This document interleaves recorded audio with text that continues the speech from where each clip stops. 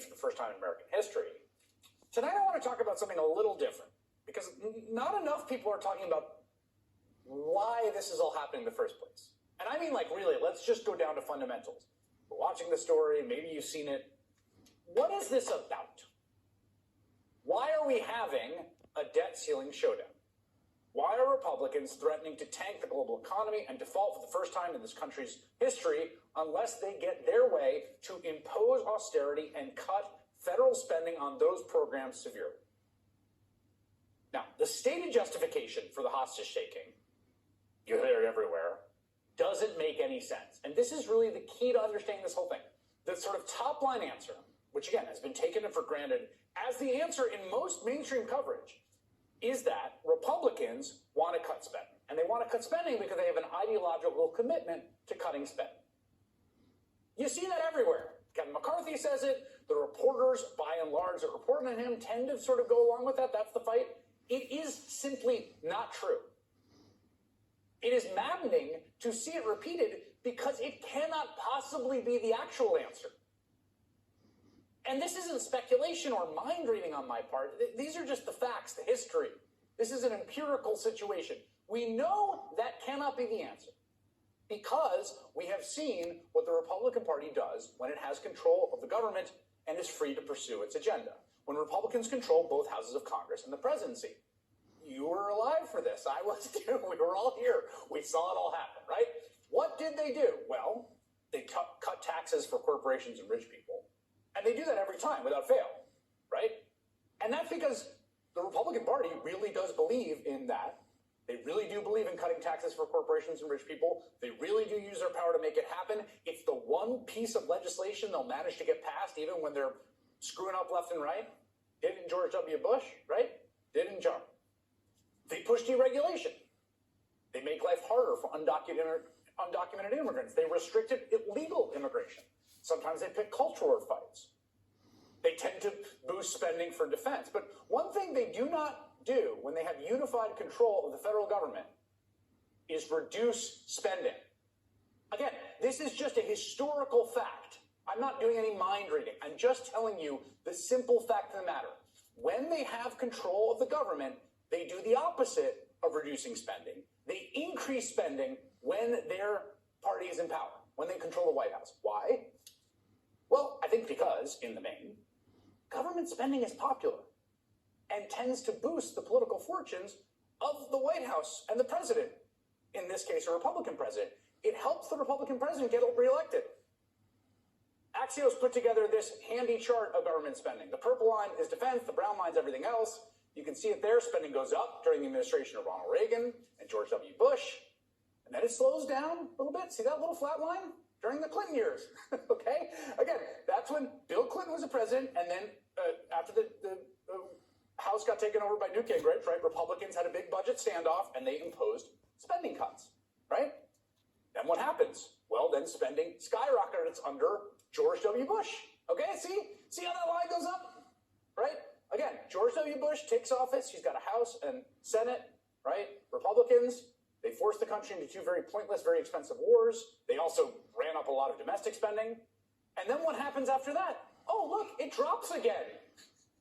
Pretty dramatically under the Democratic president. And see the dip around 2011 there? That's the last time that Republicans were in opposition and held the House and held the debt ceiling hostage. The exact same playbook as right now. They demanded Democrats agree to painful, unpopular spending cuts, or else Republicans would crater the economy. So again, Republicans in power spent for decades while they had the presidency, turned around and pretended to care about curbing spending once Democrats are in power. Bill Clinton, certainly Barack Obama. And again, why? What's going on? Why are they not consistent, right? The answer is very simple and straightforward. They wanted to make it harder for Barack Obama to get reelected. Here's Mitch McConnell just days after Republicans retook Congress in 2010. Over the past week, some have said it was indelicate of me to suggest that our top political priority over the next 2 years should be to deny President Obama a second term. But the fact is, if our primary legislative goals are to repeal and replace the health spending bill, to end the bailouts, cut spending, and shrink the size and scope of government, the only way to do all of those things is to put someone in the White House who won't veto any of these things. But they don't want to shrink the size and scope of government. They just had control of the government under George W. Bush, and they did not shrink its scope or its size. Again, you can't take what they're saying at face value because it makes no sense.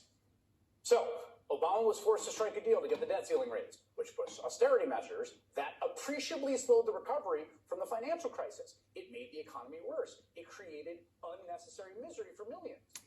So, ladies and gentlemen, that's 5.5 minutes of truth, essentially, if you read the newspaper, if you read the Wall Street Journal. I don't care if it's a New York Times or Wall Street Journal or London Times or Financial Times. If you read a newspaper,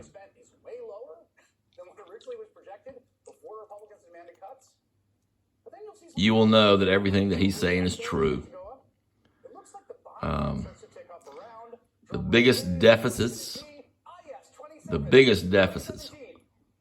of governments in the United States were, there was a two-term president that was elected in November 1980, served 2 terms. In those 8 years, the national debt grew more than from the Revolutionary War until that president's predecessor. That one president, I'm not going to mention his name, doesn't matter which party, but there was a president from inaugurated on January 20 of 1981, president for 2 terms, increased the deficits year by year, increased the national debt, added more to the national debt in 8 years than all the previous presidents of the United States combined. And that's a fact. Look it up. That's a fact. This gentleman was followed by 8 years when the very last time, a year by year budget created by Congress, signed by the president, bills, I guess. And I'm sorry, but this is just true. It's just true. It's just true. The last time the budget was balanced, I'm not going to mention any names. I can only say that the president was the guy that was elected in 1992 and served for 2 terms. I'm not going to mention any names. That gentleman was followed, okay, by an election in 2000. That president served for 2 terms. After the preceding worst, absolute worst in the history of the United States, increases in year-by-year budget deficits, and just an extraordinary increase in the national debt, that president, as just previously stated, started 2 unnecessary wars, cut taxes for rich people, cut taxes for corporations. These are just facts. Look it up. And again, increase the year-by-year budget deficits of the United States worse than anybody had ever remembered, and added to the national debt.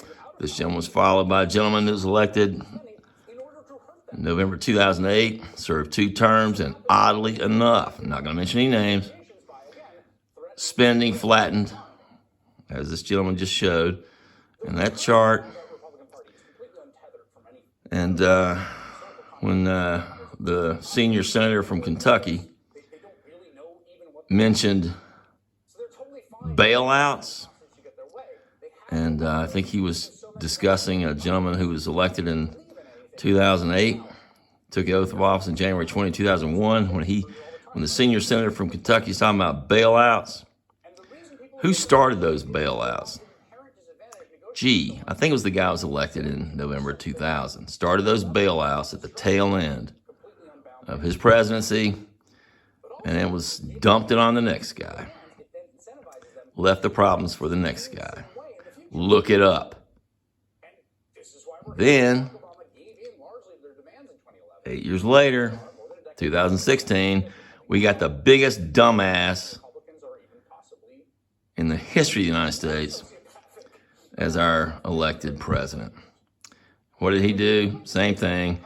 Look up the name Arthur Laffer, okay? Arthur Laffer. It's really kind of funny. His theory is called the Laffer curve. Supply side economics, you ever hear of it? Became famous somewhere between 1980, 81, and 1987, 88. The problem with the Laffer curve is, as an economic theory, it's absolute bullshit. But even after he had proven that it was absolute bullshit, there is no such thing as trickle-down economics. It just doesn't work. Look it up, read a book, maybe 2 books. Guess who brought this I'm not going to say the word idiot. Oh, gee, I just did. Who brought this economist out of the dustbin, whose economic theories have been proven to be false in the early 80s? Yes, it was the guy who was elected in 2016. So America, if you want to know why your damn budget deficits are the way they are today, just ask the guy. Well, he's the one guy, 1980. He's passed on now. But if you want to know why the budget deficits are the way they are today, do you want to know why the national debt of the United States is what it is today? Ask the guy who was elected in 2000. Okay. Remember hanging chads in 2000? Oh, and particularly ask the dumbass, the idiot, the orange one, as I call him. Ask him how the deficits are, or why the deficits are what they are, and the national debt is what it is. Ask the fat boy, P-H-A-T, the fat orange boy, crybaby, whining. Jeez, I don't see how people vote for the guy. Pardon me for saying that. Ask him if he knows who Arthur Laffer is. He probably doesn't remember who he is, even though he appointed him to be one of the economic advisors. So there you go, America. And I know the truth is painful. I know the truth is painful. But if you want to wonder why year by year budget deficits are what they are in the United States, you want to know why the national debt is what it is today in the United States?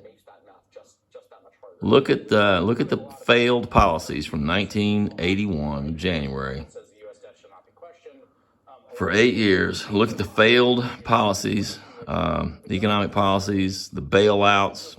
Who was it that started those bailouts? Gee, I don't remember, but I think it might have been the guy that was elected in 2000. Hanging Chad, man. It's just too easy, if you find time occasionally, to fracking read a book, okay?